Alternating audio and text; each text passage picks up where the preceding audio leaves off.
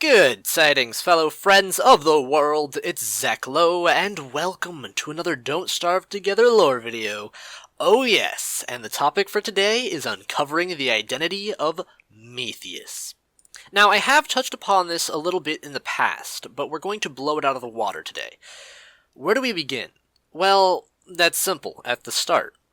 Metheus is first brought up by the ancient Fuel Weaver, so knowing who that is will be incredibly important. Usually I would point you to my video, Who is the Ancient Fuel Weaver? But it's a bit outdated and somewhat inconclusive, so I'm going to cover it briefly here. Let's bring up the shadow creatures, ruined statues, and the murals. The first thing we need to make clear is that these are the same thing. The ancients become the shadow creatures. The murals go over the transformation, and the visual similarities are pretty obvious. It's critical to realize that they are not the shadow creatures. The Fuel Weaver mentions they are coming, they cannot be stopped. In other words, they are not here yet. These facts are so I can bring up the identity of the Fuel Weaver. The Ancient King. Whoa, what? Let me explain. I know a huge concern of a lot of you is immediately the look of it. The Ancient Fuel Weaver doesn't look anything like the Ancients. In fact, the Ancients look like crustaceans, so they probably have exoskeletons rather than endoskeletons. The answer is simple. We're putting the consciousness, the shadow heart, into a body, not necessarily the correct one. After all, how would we know? We wouldn't. Now, I know another concern will be, but some quotes refer to the heart as she. A very important thing to realize when analyzing quotes is that characters don't always know what they're talking about. In other words, they just assumed gender. Plus, the more concrete answer is that it was actually confirmed in a clay stream that the Fuel Weaver was male. Alright, concerns out of the way, hopefully, let's get into the facts. The Fuel Weaver is shown to command the shadows. He talks of his civilization falling. He says he wants to save the player, but most importantly, he mentions being wrong. A king commanding his subjects? Check. A king's civilization in ruin? Check. A king succumbing to a terrible fate worse than death? Check. A king making a mistake that costed him everything? Check. Oh, and the thing he drops? You know, the bone helm?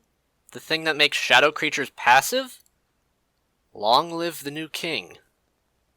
Okay, so what if the Fuel Weaver is the ancient king? Well, remember that clay stream I mentioned earlier? It also confirmed that Metheus is female. Huh. So what particular female would the ancient king mention? Why, the queen, of course. Mystery solved! The video is over. No. We can go much deeper than that. Let's bring up the new queen, Charlie. But is she really the new queen? Technically, yes. But let me have my dramatic moment causing everyone to rethink everything they know, okay? Okay. So what do I mean? There's a huge piece of information regarding Charlie that we're missing, and that is, how did she become the Gru? That's the shadow monster for those unfamiliar with the terminology. Shadow monster. Remember how we explained that the ancients are the shadow creatures? Yes. I'm saying that the ancient queen is Charlie's shadow half. Now that's a huge leap to make, but hear me out. The ancient Fuel Weaver, the ancient king, has control over the shadows. Charlie also has control over the shadows. It makes sense for the ancients to follow their king, but to follow a random shadow as well. That's a bit weird.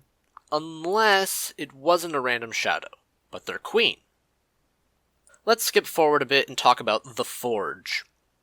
Basically what happens with the Forge is that we kill a bunch of pigs, and that's the end, right?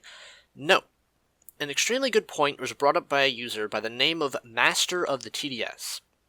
If you recall, there's been a lot of Romanesque connections made. The use of marble, the name Metheus, etc.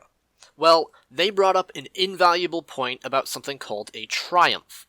Let's pull up some text from our good friend Wikipedia, because that's an accurate source all the time. Yeah.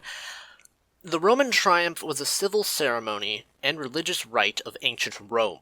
held to publicly celebrate and sanctify the success of a military commander who had led Roman forces to victory.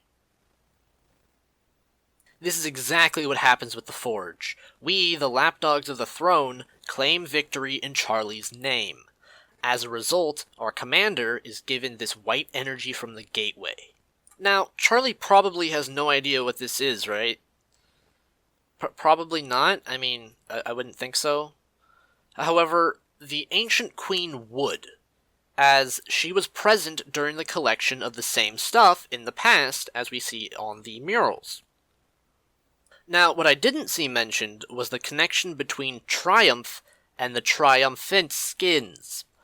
Triumphant sounds really cool, but what did it mean? Why is it called that? Google! Having won a battle or contest. Victorious.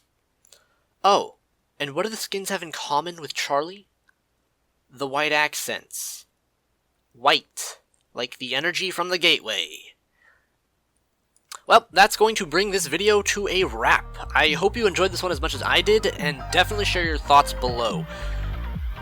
I'm really interested in hearing what you have to say, so thank you all for tuning in, and farewells.